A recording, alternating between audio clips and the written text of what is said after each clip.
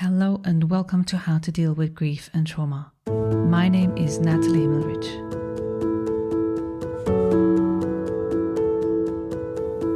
How to Deal with Grief and Trauma is completely self-funded, produced and edited by me, Natalie Himmelrich.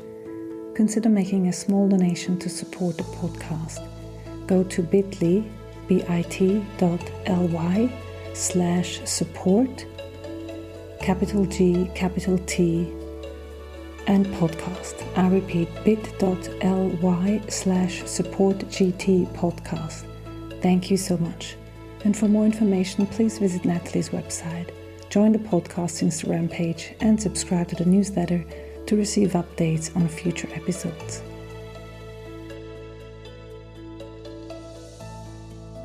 So today I'm going to have an exciting conversation for me with another podcast host. And I first met Helen when being a guest on her podcast called The Beautiful Side of Grief.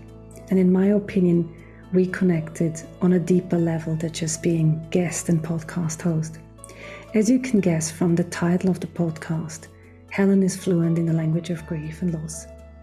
After losing her 18-year-old daughter and only child, Helen has managed to create new meaning in a way that inspired me, not because of her loss, but in spite of it.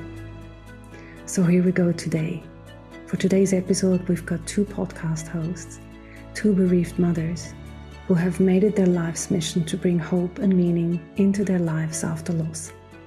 But not just their own, but also to those people they touch with their messages. So about this week's guest. Helen Morris hosts a podcast called The Beautiful Side of Grief and is a certified emotion code and body code practitioner based out of Rotorua, New Zealand.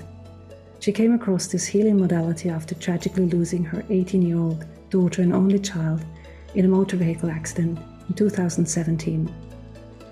Prior to this, she worked in the health sector in health intelligence, supporting general practices in Hawke's Bay with national health initiatives and programs.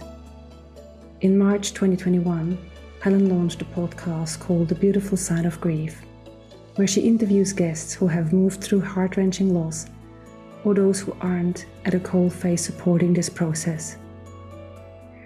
In diverse, heartwarming, though most of it all, it is positive and filled with go-tos for anyone experiencing to use. She's also about to launch an 8-week grief support resource called A Letter of Hope and Aroha. And now I've been wanting to ask you, what does Aroha stand for? So Aroha is beautiful. Yeah, it is a beautiful New Zealand word.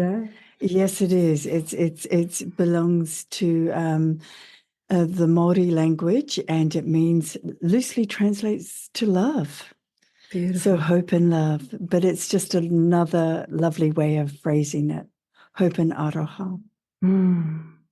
And I usually start with asking people how they are today, given the conversation that we're going to have. But also it was just beautiful to have that connection, because as you know, Hope is the middle name of my daughter who passed. And so to have that connection, and we have so many connections, but to read your biography to the listeners here is just, I can see why we are talking together. So let me ask you again, how are you today? I am doing great, and I'm particularly very happy to be speaking with you again because, as we just mentioned, I'm excited to see where you're going to take my grief journey that perhaps I haven't explored. And grief is like that. There's so many facets to it, and, hidden corners and places that we don't always touch on. And you've just got a beautiful, beautiful way of just gently drawing that out and allowing people to share that. And I think that's very, very healing. So, yes, wonderful to be with you. And I think we share that view of each other, like even remembering my conversation I had with you a few weeks ago. I had exactly the same feeling about you, and we're doing such similar things, and so it's like a beautiful gift to be sharing this experience together. So why don't you take the listeners out on a journey on where and how life has touched you in terms of grief, loss, and trauma? So I think my whole entire life has been about grief and trauma, right from a very young age where I didn't fit into my family. I felt like a misfit. I had loads of trauma about feeling not part of a family, different. And then I had so many things happen to me. So, I lost my own mum at the age of 23. And so I've basically navigated a lot of life on my own. But I also lost a beautiful wee nephew, tragically, through a drowning. And then, of course, grandparents along the way and aunts and uncles. So it's been a journey where grief has been very much a part of my life, not just in death, but also in loss and the loss of what I thought I would be that I didn't end up being. And, so many facets, but how that shaped the loss of my beautiful darling girl Tal when she was 18 was that it was almost like I had been prepared to lose the most precious person in my life. I had been a single parent for 17 of her 18 years. And so we were a dynamic duo together, pushing each other's boundaries, learning from each other. I always say that, I was the parent, but she was the teacher. And what she taught me, oh gosh, I will be forever grateful because she pushed the boundaries for me and allowed me to actually step into a more authentic being, a more authentic way of living that I'd always craved for. So she was my catalyst for that. So when she left at 18, I actually had a unique experience with her she came to me as soon as she realized she had transitioned. And I knew straight away that something, not minor, but something major had happened. Every cell in my body knew. I just wanted to hop in my car and go and find her. But of course, I didn't know which way she was driving home. So I just went through the motions, and it's all a little bit hazy and fuzzy, and you lose the timeline sometimes when you're in that immediate grief. But I did contact a friend of hers who I knew had the location of Tal's phone on her phone. And so she didn't pick up, and then swings and roundabouts. As I was speaking to the police, she phoned and said, let me know where the location of Tal's phone was.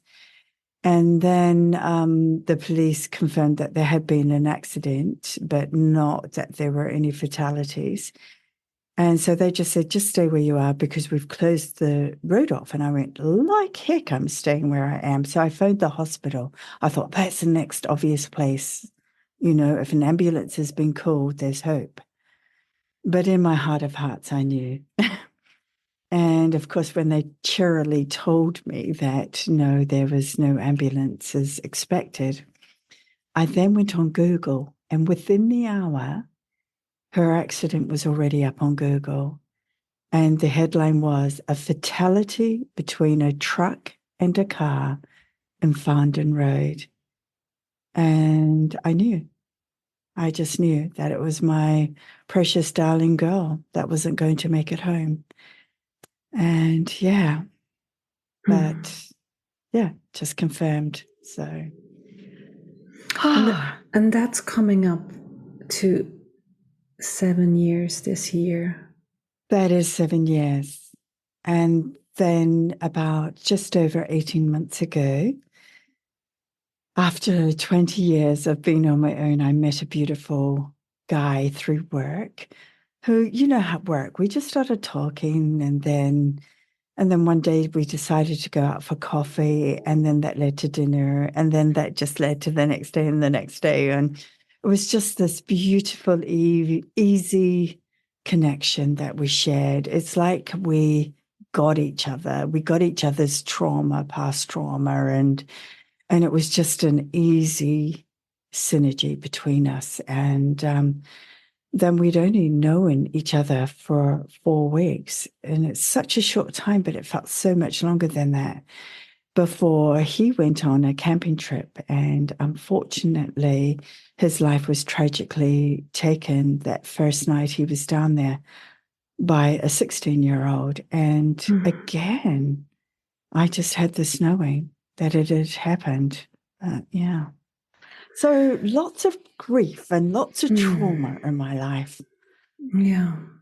And so just within the short time that we spoke, you mentioned all these different significant losses. And when I listened to you, and obviously knowing you because we've spoke before for your podcast, I can see the spirit in you, the resilience in you. So what has happened? How did you deal with all those losses, and maybe the most two significant or the most recent ones? How do you become the person that you are now that is sitting in front of me? Well, I think the reason I called my podcast The Beautiful Side of Grief Exactly. is because I needed to focus on the good that could come out of something so terribly, terribly tragic. And for me in my grief journey, my daughter was such an incredible shining light, and she had huge amounts of energy. And my first and foremost thing that I wanted to do was just to honor this beautiful spirit of hers. And to do so, she was very much a part of my journey. Like she'd go, okay, you can have 5 minutes crying, but that's it. You're going to get on with it, Mum. She said, because you can't swallow in these pity parties. But what she did was like, I could feel her presence around me. And so I would distract myself, and I would distract myself with like, I'd pick up a book, and there was a book of a psychic medium that both Tal and I had an experience with, and Calvin Cruikshank. We'd both been to a show of his where he spoke to us directly about different things, and I used to just open this book up, and it would have a passage that would just allow me to think of another way of thinking about losing my beautiful girl. And that would allow me just to stop and think and go, yeah. And I guess what made it so different for me was being able to feel her around me. So even though I knew I had lost her physically, I was very much in touch with her spiritually and her presence. And I felt that she was guiding me. So she took me on this beautiful journey of growth. And she introduced me to energy healing so that I could heal my own past trauma, and especially this enormous grief I had around her. And I would go to this beautiful, beautiful beach, and just it had an amazing, or has an amazing energy. And that's where I would do a lot of healing. And then I learned how important gratitude is in your life, to stop in the moment and be grateful for just what you have here and now. And it started off with just simple things like, I have a roof over my head. I have the space to be me. I have beautiful friends and support around me. I have, just simple things like that. And then, of course, that just, morphed into other things like, being really present in the moment. Like I just had this obsession of picking flowers and having fresh flowers in my house every single day. And because that seemed to just be beautiful. And it would remind me that although there was much, much heartache in this world, and indeed in my life, there was also so much beauty. So my journey has been quite different to a lot of other people. And I used writing as a tool to really feel those parts of me that were shattered into a million pieces, and trying to put them back together and make sense of them.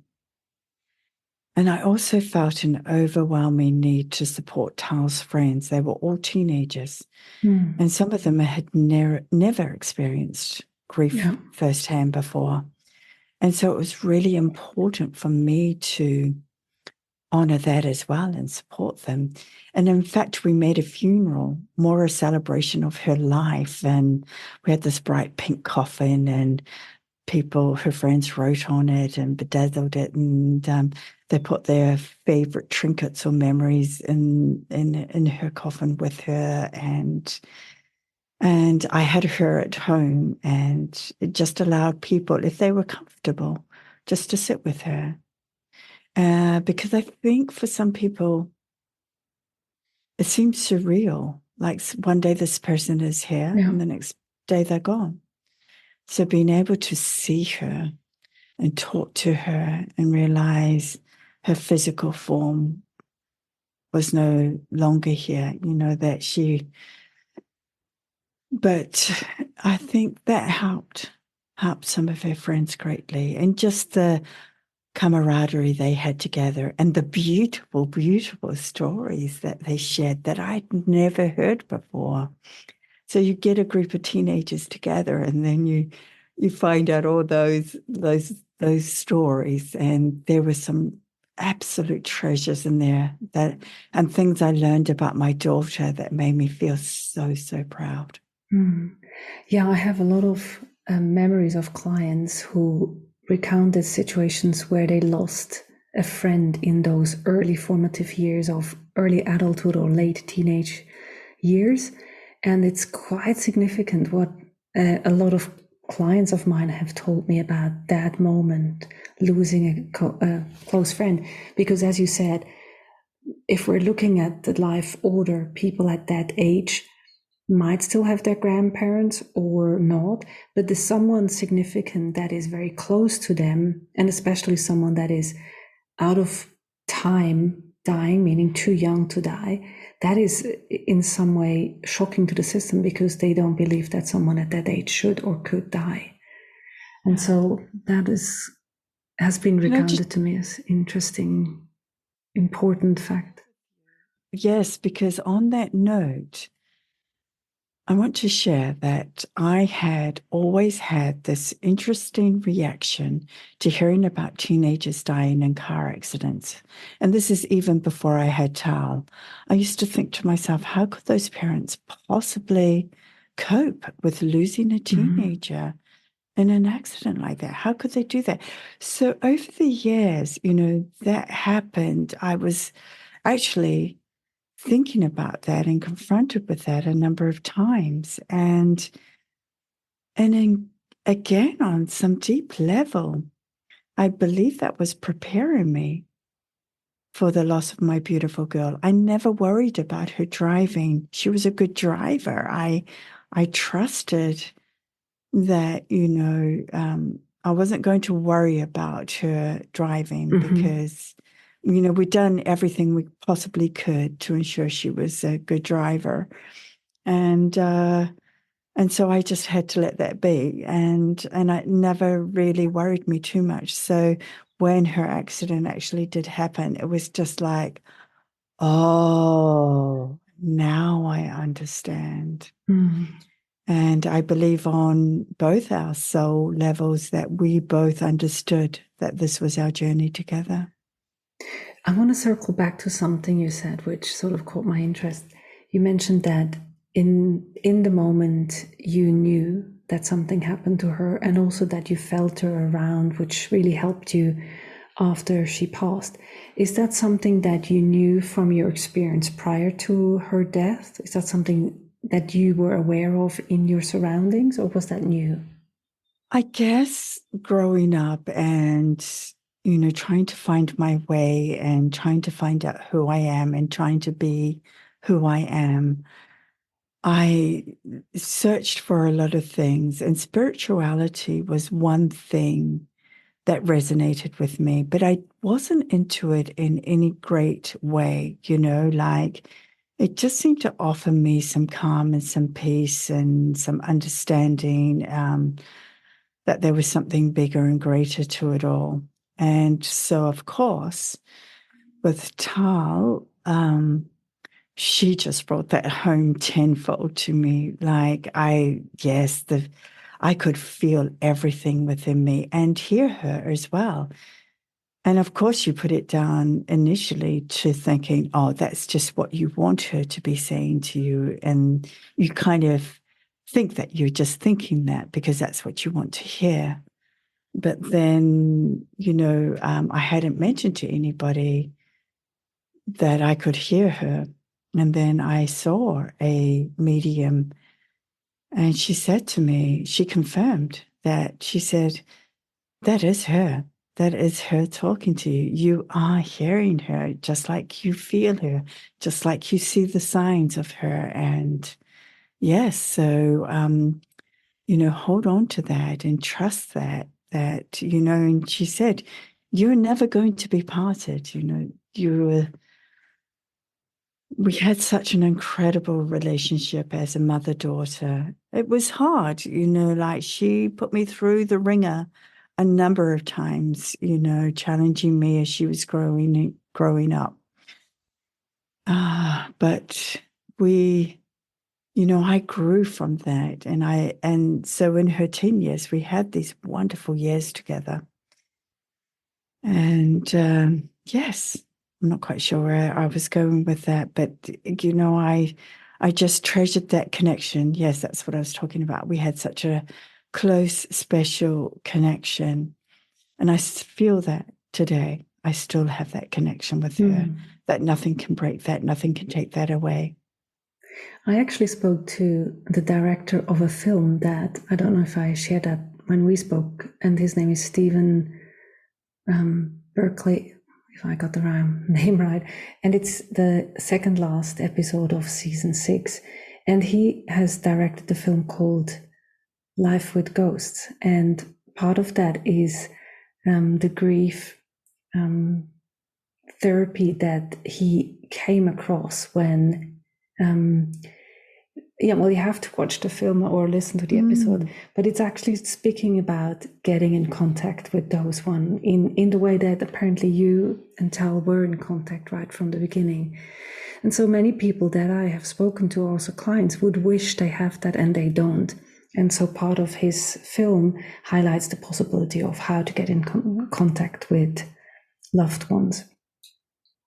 I think one of the biggest things I learned about that was that the contact comes through more easily, and you can see it and feel it more easily when you are not so deep in grief, like when you're not, because it's all about energy. And I think they lower their energy and your energy rises, and then that's where you get that connection.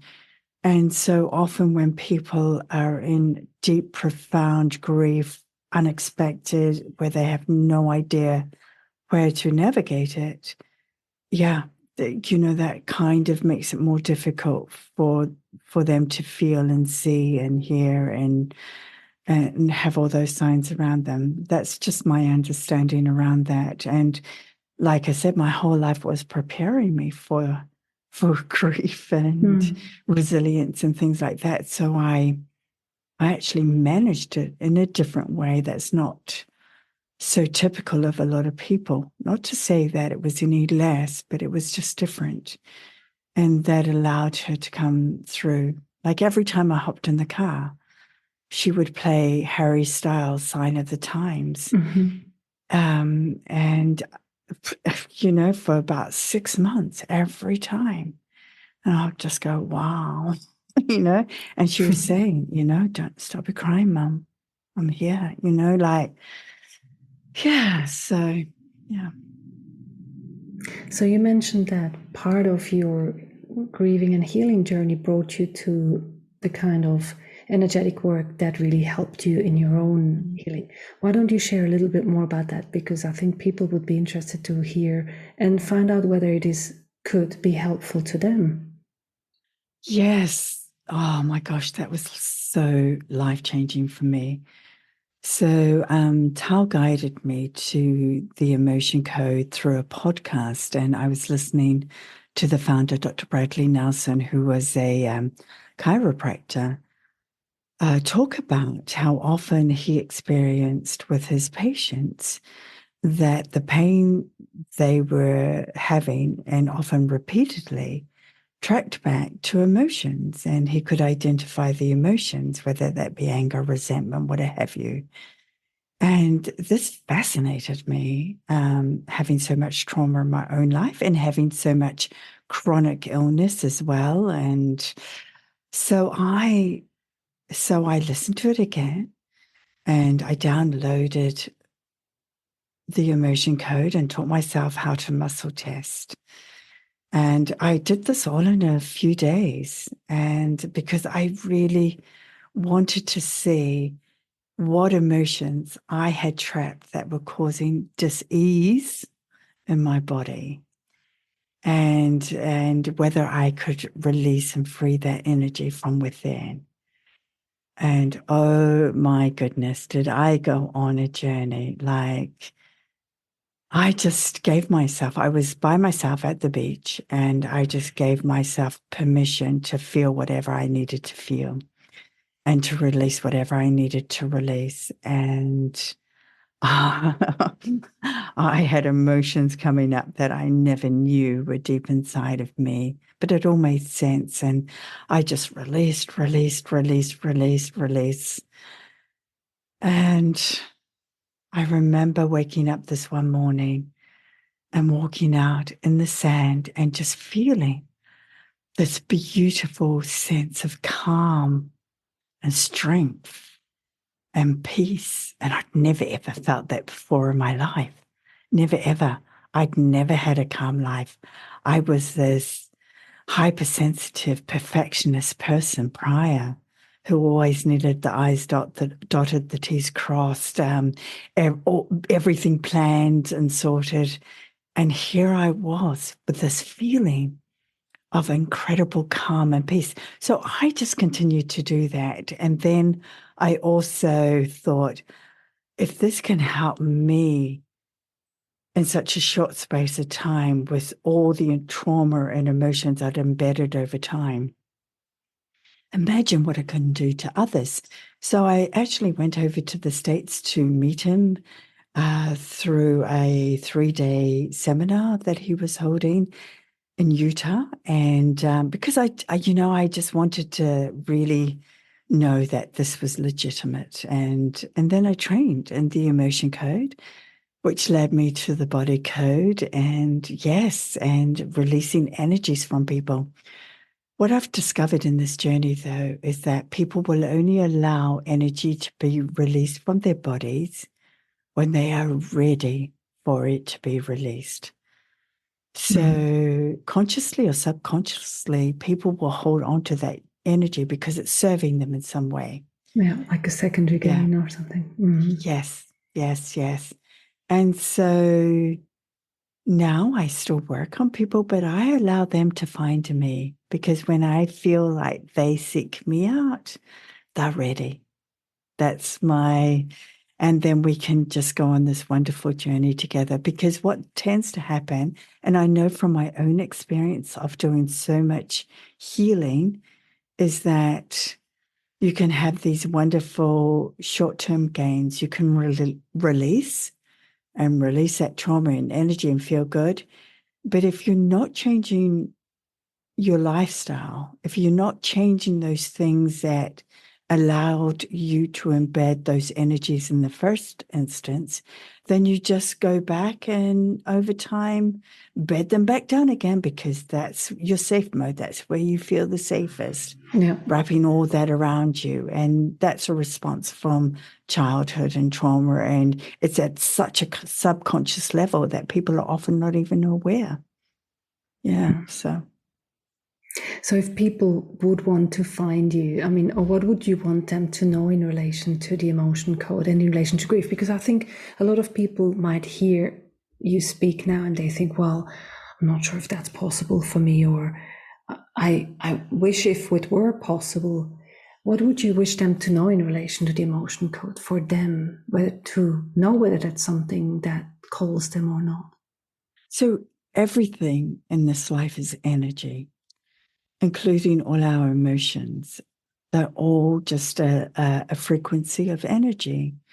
And so when you have things like, frustration, grief, anger, bitterness, heartache, desolation, hopelessness, self-worthiness is a big thing, guilt, just you name the emotion, they're all at a frequency.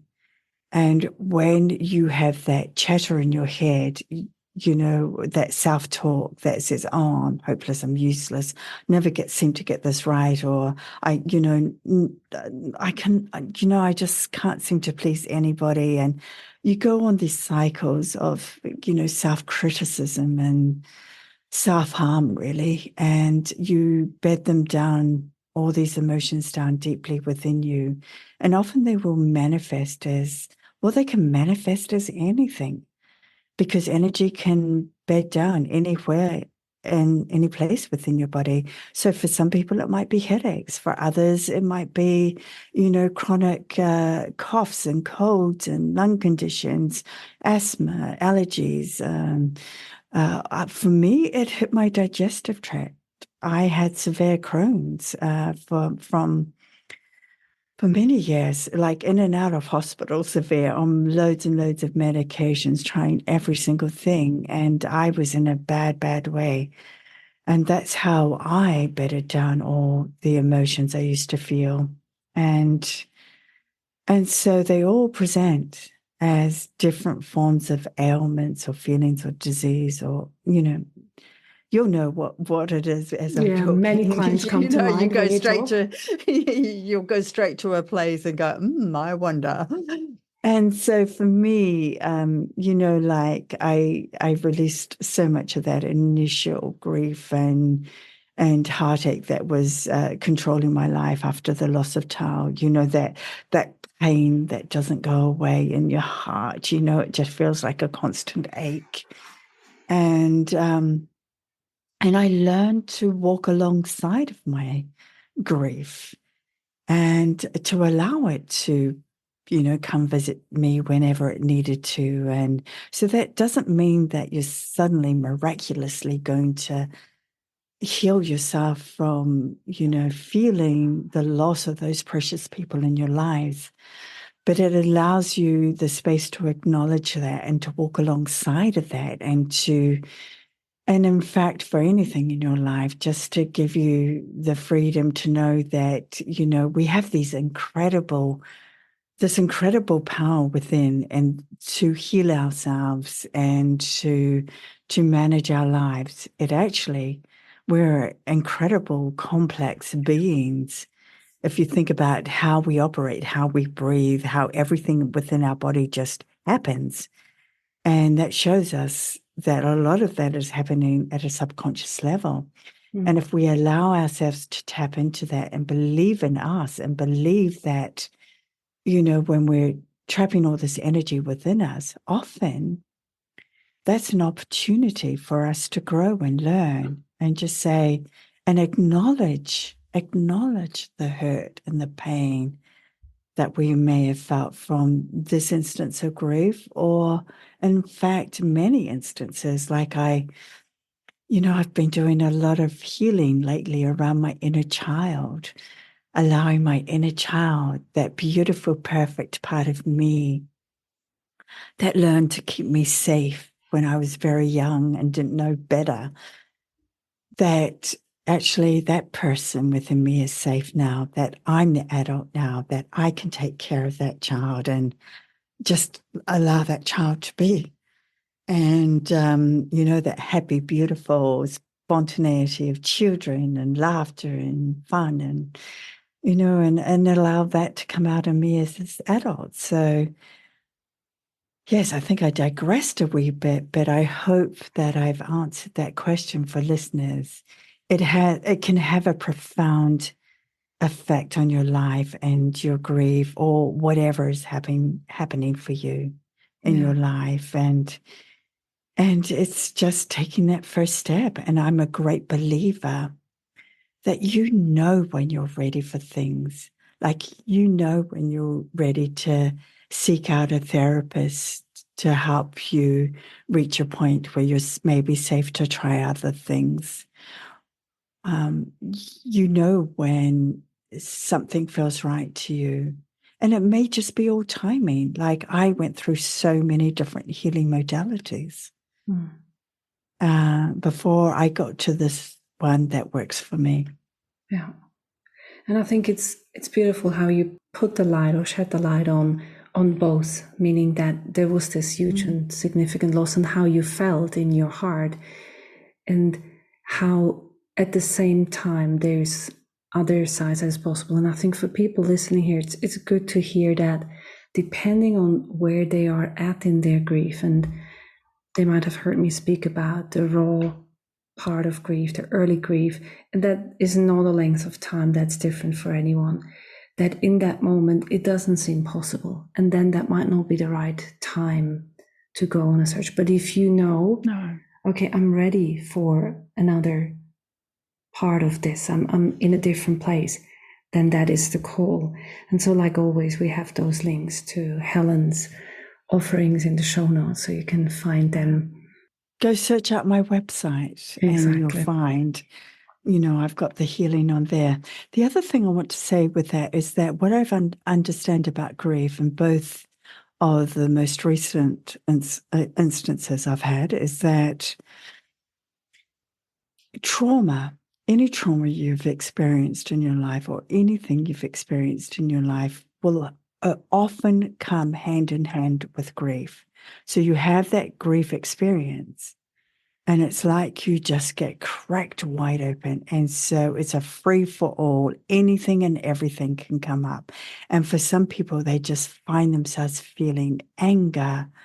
But, often when you track back, take the time to look at it, you realize that the anger actually belongs to something completely different, but it's coming out and showing itself in your grief. And so just allow yourself to fully feel, and don't worry that your grief is not like anybody else's, because it's as unique a being as you are, that is what your grief experience is. It's unique to every single person. So I want to end this, or find the circle around your most recent loss, because that we've only just barely touched. And it's when you said at 18 months, this sounds very recent, and you described the relationship that was just starting to blossom, and then this man died at the hands of a 16-year-old, you said. So I'm assuming it was not an accident, it was No, it was murder. Yeah.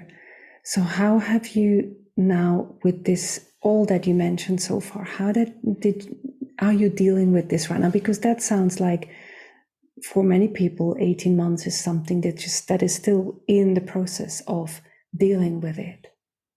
Well, just as I learned from my daughter, I learned from Adrian's experiences that to look for the beauty of that short time we had together, and what was the gold in that. And the gold in that for me was to know that, even later in life, you can still meet those really special people when you think that there's nobody out there for you. Yes, there are. There are people out for you if you allow yourself to be open.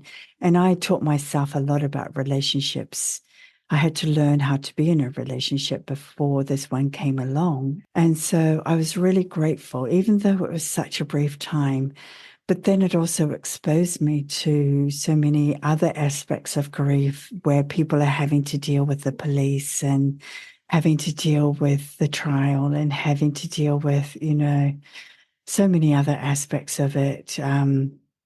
That puts it on a whole different level because it's not a grief that can easily be put to rest, if that's a term, because you just feel like you're getting to a place where you feel okay, and then the trial's coming up, and so you get yourself prepared for that, and it's been postponed. So then you allow yourself to be again, and then it comes up again, and so it feels like you're on a bit of a roller coaster. Yeah, like it's in a circle. It's on hold, and then it gets dragged out again and again. Yes. But what I had the opportunity, which I'm so, so grateful for, is that with the police, we went to, and Adrian's sister who had come out from the UK, we went to the campground where he had been murdered. And it's in this beautiful part of the world. It's off what we call the Forgotten Highway, and it's very, very remote. There's no Wi-Fi access or anything like that, but it's a piece of paradise. And I know why he loved that and was so drawn to that part of the world and wanted to be camping there again. He'd been there once before, and then he'd planned to be there 9 days just to explore all the beauty. And so I got to see that. And I also got to meet the incredible people who run this facility, who were also just devastated by this happening. They didn't even lock their doors at night. That's how safe a community they thought they lived in. Mm-hmm. They thought nothing bad could happen in their world. And indeed, it was just that type of place where, bad things didn't happen. But suddenly, on this day, they did. And so there was lots of healing that needed to happen there as well. So recently, I went back. I was invited by these beautiful souls that I've just formed this wonderful connection with. They invited me back to a picnic, a pilgrim's picnic they were having. And so I went down there for several days and spent time with them. And it just this place attracts the most beautiful people. And for me, it was very, very healing. I felt very much at peace. I was surrounded by incredible nature, the river running right alongside, an incredible canyon of just wildlife and just nature at its best, and every single weather you could imagine. Oh my gosh, we got it all in 3 days. But my heart connected to the energy of these beautiful people that were there. And there was a lot of healing there. And so I know it's where he died. And I know it's a place where he died tragically. But I also know that it's a place where he would be saying, if I had to go somewhere, this is a place I would want to go. Mm-hmm. Like if I had to die, I'm glad I died here. Yeah. Because, he would feel that beauty and specialness of that place. And I feel that his spirit's at peace. It's he's okay. It's us that are not okay. Mm-hmm. Once our beautiful loved ones depart, they go to this place of just utter love where there's no judgment, and it's just a beautiful, beautiful place. And I'm actually a little bit jealous. Mm-hmm. So we don't have to worry about how they're feeling. We just have to worry about ourselves and how we can put this all to bed as it needs to be put to bed. Make sense of it. Make peace with it. You can't alter what has happened. And for me, I'm a great one for just boots and all going in, okay, going, what do I need to face up to here? What do I need to learn from this? What's my role in this? Taking responsibility and accountability for my role, because that's the only thing I've got control over. I have no control over how the trials was going to work out. I have no control over how long this young boy who is just at the beginning of his life is going to spend in prison now, and what that's going to be like for him and that journey for him. I actually feel a little bit of sadness, around that. And yeah, it's the only thing we can control is ourselves. And so I'm grateful. I'm hugely, hugely grateful that I had this wonderful experience that's allowed me to be at peace with what has happened. Yeah. So as those of you who can listen, you understand now why Helen's podcast is called The Beautiful Side of Grief, where she talks to other people in the way that she's spoken to us today. So thank you so much, Helen, for giving us the space and the time, sharing your experience, because it's really inspirational. Thank you so much, Natalie. What you're doing and the way you were doing it, just being willing to explore the tough aspects of our grief and what people have experienced, I believe is so, so important, because that's often what people are thinking but never asking or talking about. And the role you're playing in this is incredible. And in the space that you allow people to do this, so gentle, and it's so beautiful, and it's so safe. And so I think that you get to hear the best of our journeys because you allow us to share those aspects with you and keep doing this incredible work that you're doing. So grateful to be a guest and to share my story, which I don't often, Exactly. Thank you. Don't often do. I've done it about a handful of times, but that's about it. So like with all of my guests, we finish with the rapid fire question. Would that be okay for you? Sure. So grieving and trauma means? The opportunity to grow and learn. And healing means? The willingness to allow yourself to be completely open, to feel the pain in your deepest hurts, to allow the light to shine on those so you can feel more light in your life. And what have you learned about yourself in the light of your losses and trauma? That everything comes from within. I spent many, many years blaming other people and thinking it was the outside world that had control of my life, and not realizing that I actually had control of it, and that I had the ability to deal with anything by holding onto it, accepting it, and choosing how I wanted to respond to that. And what would be one thing you wish people knew about loss and trauma? Yeah, that it's an unimaginable hurt. And this is just my belief and a few other people out there, that we choose to have these experiences in our lifetime so that we can have the opportunity to grow and learn from them. And as hard as that may be to hear, if you allow yourself to go on that journey, magical, magical things can happen. My life is completely different now as a result of the absolute heartache and pain I've endured. And it's a life better than I could ever imagine.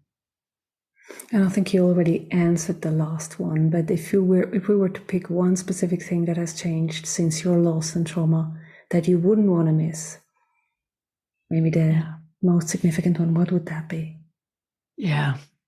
The opportunity to step in and to freely be my authentic self, to allow my voice to be heard, to allow me to be seen exactly as I am here and now with all my imperfections, because this is exactly who I was meant to be. Thank you so much, Helen. It's been a wonderful conversation. And as I mentioned before, please go and check out Helen's podcast as well. Thank you so much, Helen. Oh, thank you. Thanks for listening to How to Deal with Grief and Trauma. If you'd like to be updated on future episodes, please subscribe to my newsletter on nataliehimmelrich.com.